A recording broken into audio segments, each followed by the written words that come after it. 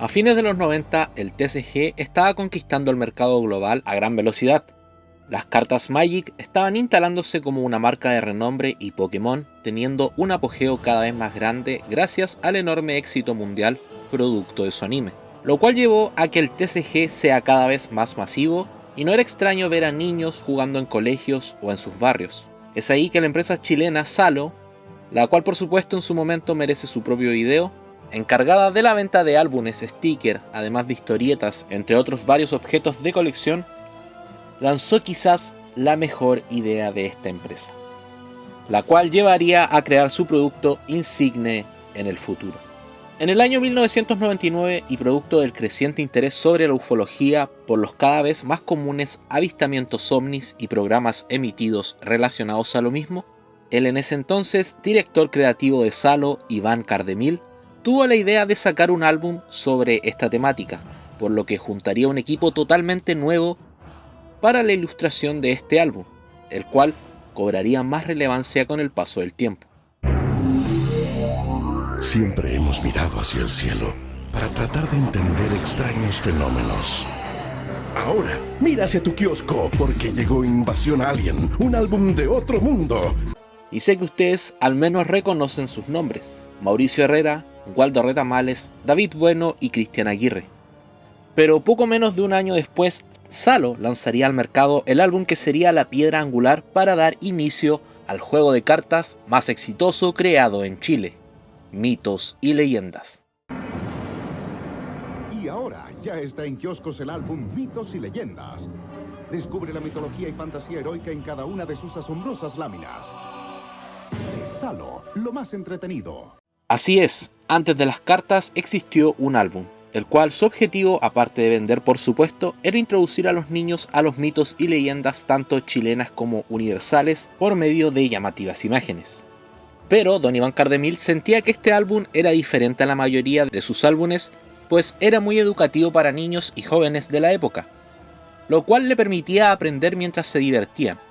Fue así que Iván Cardemil buscó la forma de que se lograra hacer una campaña diferente, pero interesante para lograr el éxito de este producto, dado que también se temía el fracaso de este mismo.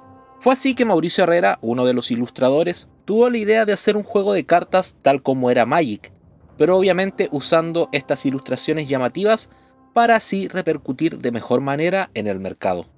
Ya aceptada la idea, José Luis Muñoz, también empleado de Salo, escribió las reglas del juego y sus mecánicas, y el 30 de junio del año 2000 saldría a la luz Mitos y Leyendas, con su primera edición El Reto, la cual sería comercializada de muy buena manera por todos los medios disponibles.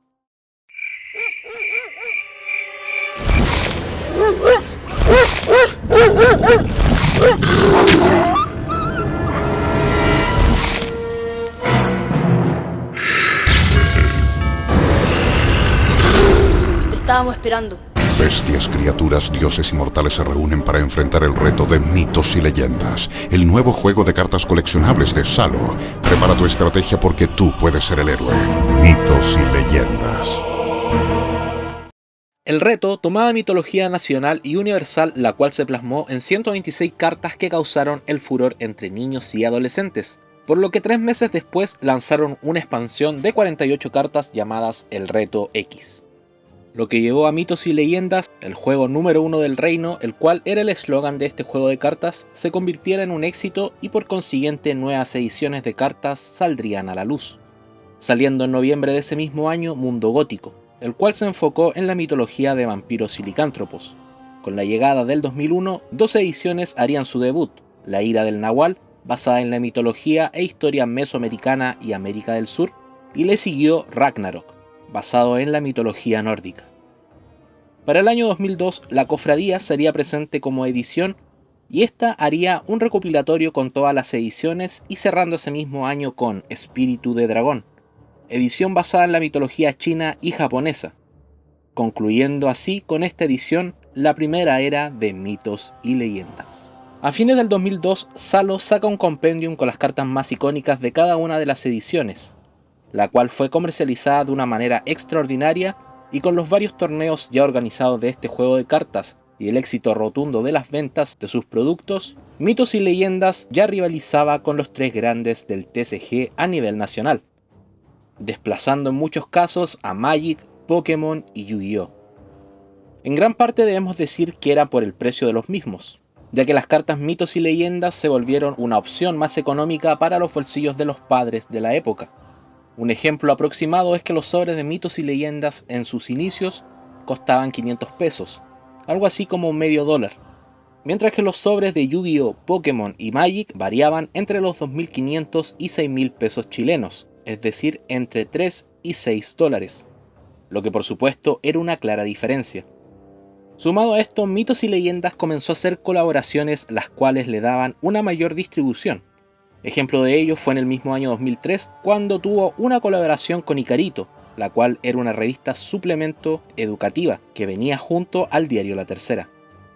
En su aniversario número 35, Icarito invitó a Mitos y Leyendas a una colaboración, en la cual junto a la revista vendría una carta promocional de mitología chilena, lanzándose así 12 cartas especiales con mitologías como el Trauco, el Caleuche, el Chonchón, entre otras. Y también logró una colaboración con Smartcom, compañía de telecomunicaciones que te ofrecía un kit completo de la nueva edición de Mitos y Leyendas lanzadas ese año 2003, una carta promocional y obviamente el prepago.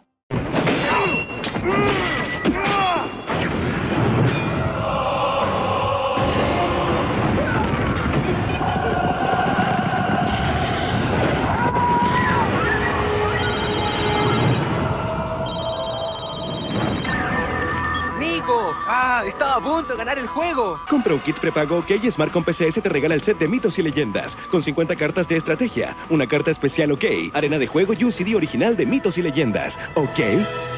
Por consiguiente, el éxito rotundo de Mitos y Leyendas llevó a Salo a tomar la decisión de expandirse hacia Latinoamérica, abriéndose poco a poco paso hasta llegar a México.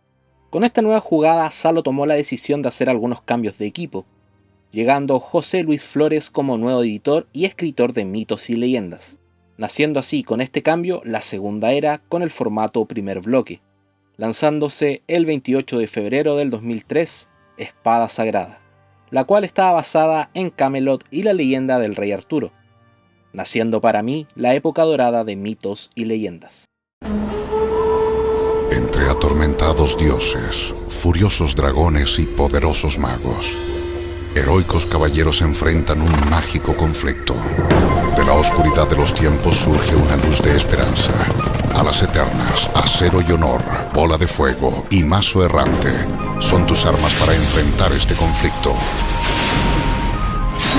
Espada Sagrada, nueva edición de Mitos y Leyendas.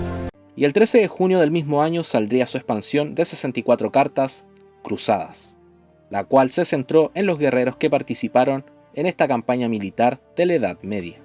El 2 de agosto llegaría Helénica, basada en la mitología griega con sus héroes y dioses, y su expansión Imperio sería lanzada el 1 de noviembre del 2003, siendo éxito tras éxito para Mitos y Leyendas, logrando ventas estratosféricas y ganándose cada vez más y más el cariño del público infanto-juvenil.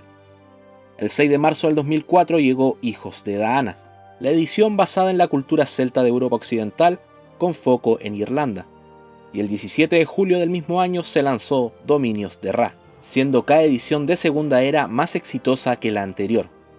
Con el éxito masivo, ahora en México saldría el segundo bloque, con Guerrero Jaguar, lanzándose el 7 de marzo del 2005, lo que obtuvo muy buen recibimiento tanto en Chile, pero en México fue aún mayor dado que la edición se basaría en la cultura maya, azteca y tolteca, haciendo retumbar a los tres grandes en el TCG de Latinoamérica, llegando a su cúspide el año 2005 y gracias a los buenos réditos que había sido Mitos y Leyendas para Salo, estos creyeron que crear otro nuevo TCG ayudaría a aumentar aún más las ganancias para la empresa.